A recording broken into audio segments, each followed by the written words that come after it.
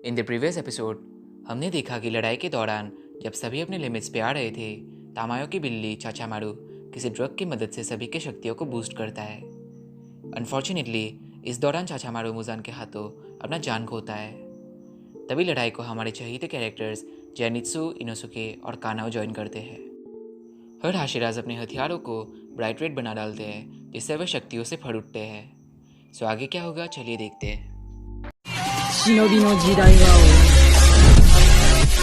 終わる。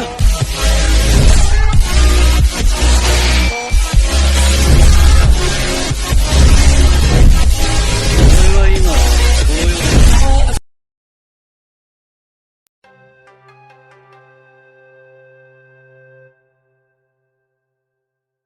मुरादा Tanjiro को बेहोशी से जगाने यूशिरो को बुलाता है। यूशिरो इसके लिए तांजीरो पर कुछ इंजेक्शन लगाता है।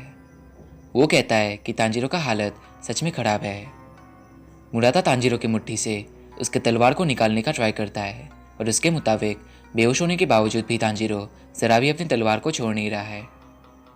इस पे यूशिरो कहता है कि तांजीरो में लड़ने की विल यानी इच्छा शक्ति है। तभी वो लोग तांजीरो पर एक पल्स का महसूस करते हैं। मुरादा तांजीरो को ज़ोर ज़ोर से पुकारता है कि उसे जागना होगा और मुजान को एक साथ हराना होगा। बट मन ही मन यूशिरो सोचता है कि तांजीरो के पल्स भी अब कमज़ोर होते जा रहे हैं। तभी सभी देखते हैं कि तांजीरो का मुट्ठी तेज़ी से तलवार को पकड़ रहा है और फाइनली तांजीरो जाग जाता है। फाइट में सभी अनस्टॉपेबली मुजान से लड़ रहे हैं। ग्योमे अपनी फ्रिल से मुजान के पार्ट्स को डिस्ट्रॉय करता है। सानेमी यूशिरो के ब्लड डीमन आर्ट वाले पेपर को सभी और फैलाता है। इनोसुके कानाओ और जेनित्सु से कहने लगता है कि उसे भी अपना तलवार लाड़ बनाना है। सानेमी यूशिरो के ब्लड डीमन आर्ट के बारे में सोचने लगता है। इन ताबीज़ों से हम उन लोगों को देख सकते हैं जिनके पास ये हो। बढ़िया, अब मैं जो चाहूँ वही इस्तेमाल कर सकता हूँ। ऐसा सोचकर सानेमी मुजान पर विंड ब्रीथिंग 7 फॉर्म को यूज़ करता है। ग्योमे सोचता है, थोड़े ही सही पर हमारी ताकतें बढ़ चुके हैं और अब मैं अच्छे से फोकस कर रहा हूँ। अगर मैं सी थ्रू वर्ल्ड टेक्निक से मुजान के शरीर को समझ सकूँ तो मुझे बहुत जानकारियाँ मिलेंगी। तभी ग्योमे मुजान के शरीर को आर पार देख पाता है। वो देखता है कि मुजान के कई सारे दिमागे और दिले हैं। वो सोचता है, ये मुजान सच में अनबिलीवेबल है। ऑर्गन्स बहुत कॉम्प्लिकेटेड चीज़ें होते हैं और इसके पास एक से ज़्यादा है। मैंने कभी नहीं सोचा था कि ये बनाए जा सकते हैं। तो यही वो कारण है जिसके वजह से उसके गले को काटना बेकार है और वो दिमाग और दिले जगह बदलते हैं। सो इन पर अटैक करने कोई स्पेसिफिक सा जगह नहीं है। नहीं, अगर कोई मेरे जैसे ही मुजान के शरीर को देख सके और हम पूरे के पूरे 12 जगहों पर एक टाइम पर हमला कर पाए तो। इसके बाद ग्योमे ईगुरो को पुकार कर बोलता है, ईगुरो, क्या तुम भी चीज़ों को डिफरेंटली देख रहे हो? क्या तुम मुजान के शरीर के आर पार देख सकते हो? तभी ईगुरो नोटिस करता है कि एक पल के लिए उसने मुजान के शरीर को ट्रांसपेरेंट देखा। बट तभी एक ही झटके पे एक काकुशी एक शोर सुनता है और देखता है कि मुजान के आसपास कोई नहीं है। बट वो नोटिस करता है कि दूर दूर ग्योमे, सानेमी, ईगुरो, ग्यू, इनोसुके, जेनित्सु सभी खून से लिपटे गिरे हुए हैं। सिर्फ कानाओ ही वहाँ होती है और मुजान को देखकर वो डर जाती है। वो मन में सोचती है, जल्दी मुझे खड़ा होना होगा, मुझे इसे हराना होगा ताकि सभी शांति से जी सके और किसी को दुखी यादों के दर्द ना झेलने पड़े। ये उसका गलती है कि सभी के परिवार मारे गए। मैं इसे हराऊंगी, भले ही मुझे मरने पड़े, क्योंकि मैं अंत तक अपनी बहन कानाए के जैसे लड़ूंगी। तभी मुजान कानाओ पर हमला करता है और वो काकुशी कानाओ को बचाने आता है। बट वह अचानक हम हिनोकामी कागुरा का हमला देखते हैं जो मुजान के हाथ को काट डालता है। और ये कोई और नहीं बल्कि तांजीरो होता है जो कानाओ को बचा लेता है। तांजीरो कानाओ से देर आने के लिए माफ़ी मांगता है और इसे काकुशी के हाथों सौंपकर मुजान के पास जाता है। मुजान आगे बढ़कर तांजीरो से कहने लगता है, तुम रिपल्सिव दिख रहे हो। वेल, अब डीमन कौन है मुझे नहीं पता तांजीरो कामादो, तुम सच में मुझे घृणा कराते हो। इस पे तांजीरो एक डरावने लुक के साथ मुजान से कहता है, चलो ये सब अब ख़त्म करते हैं मुजान। तांजीरो इज बैक और फाइनल फाइट अब शुरू होने वाला है।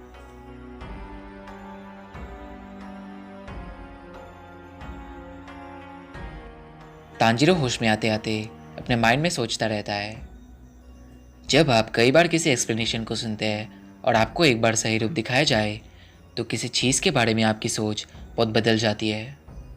हालांकि मैं सपनों में खोया हुआ हूँ, बट फिर भी मैंने फाइटिंग स्किल्स के बहुत बातें जाने। मैंने अपने बेकार हमलों का भी पता लगाया। योरिची-सान एक शांत और सरल आदमी थे। जब सुमियोशी की वाइफ यानी सुयाको ने योरिची को अपने स्किल्स दिखाने चेयरअप किया, उन्होंने सुयाको को दिखाए। इसी से पता चलता है कि वो कितने अच्छे थे। सुमियोशी-सान ने ध्यान से योरिची के स्किल्स देखे और अपने मेमोरीज में अच्छे से याद कर लिए। सन ब्रीदिंग के फॉर्म्स इतने शानदार थे एज इफ किसी के सांस ही ले ले। ये बहुत लाजवाब थे। मुझे पता चल गया कि क्यों सन ब्रीदिंग को बाद में हिनोकामी कागुरा डांस के रूप में पास किया गया। जब योरिची-सान ने अपने तलवार को स्विंग किया, वह एक इंसान नहीं बल्कि कोई देवता जैसे लग रहे थे। जब सुयाको और उसकी बच्ची खुशी से झूम उठे, ऐसा लगा कि योरिची बहुत शर्माने लगे।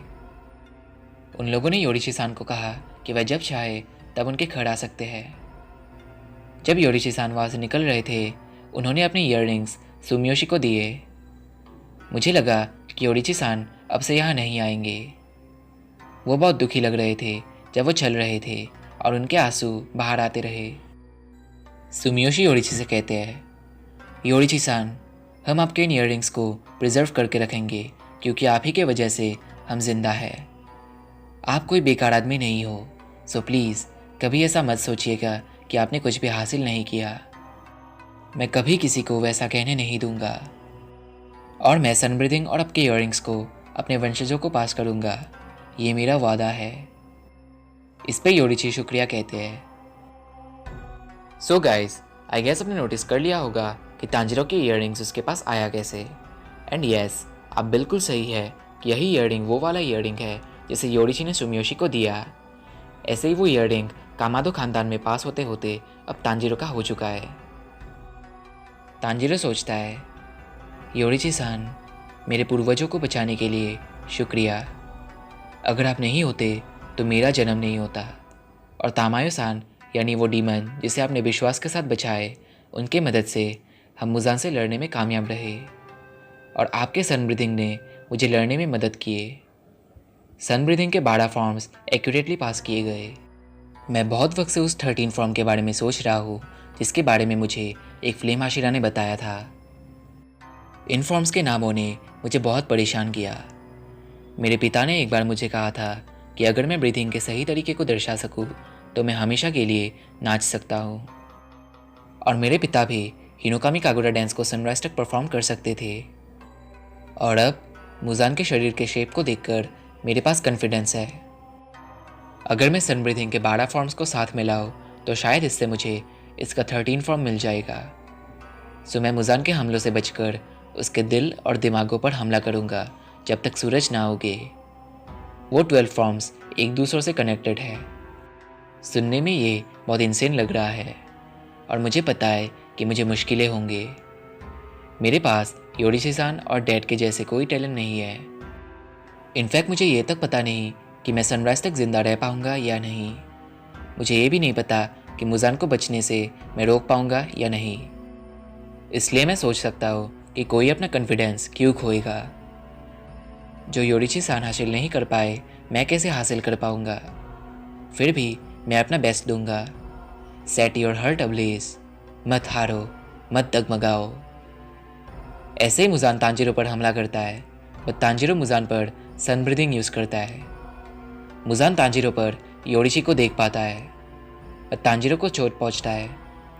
वो सोचता है, मुझे अब पता चला कि सब क्यों हार रहे हैं। उसके पीठ पर 9 वेब्स है और 2 आर्म्स। वो बहुत तेज़ी से 8 वेब्स से हमला करता है। मुजान एक ऐसा जीव है जो बदलता रहता है। अगर कोई सोचे कि उसका एक फिक्स्ड फॉर्म है, वो उसे एक अनएक्सपेक्टेड वे पर अटैक करेगा। इसके बाद तांजीरो मुजान पर सन ब्रीथिंग के कुछ फॉर्म को लगातार यूज़ करता है, बट मुजान अगेन बचने में कामयाब होता है। तांजीरो सोचता है, तो अब समझा सन ब्रीदिंग के फॉर्म्स कनेक्टेड है, ऐसे ये बने होंगे, है ना योरिशी-सान? मैं उन्हें जोड़ूंगा। नेक्स्ट टाइम मैं पूरे 12 फॉर्म्स को एक साथ यूज़ करूंगा। टेक्निक्स, आशाएं, जिंदगियां, तलवारें सब जुड़ रही है।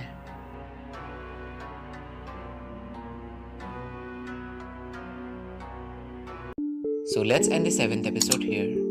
अगर आपको ये वीडियो पसंद आए then don't forget to leave a like. Also अगर आप चैनल पे न्यू हो तो सब्सक्राइब करना ना भूलें। तो मैं मिलता हूँ आपसे नेक्स्ट वीडियो में, तब तकさようなら。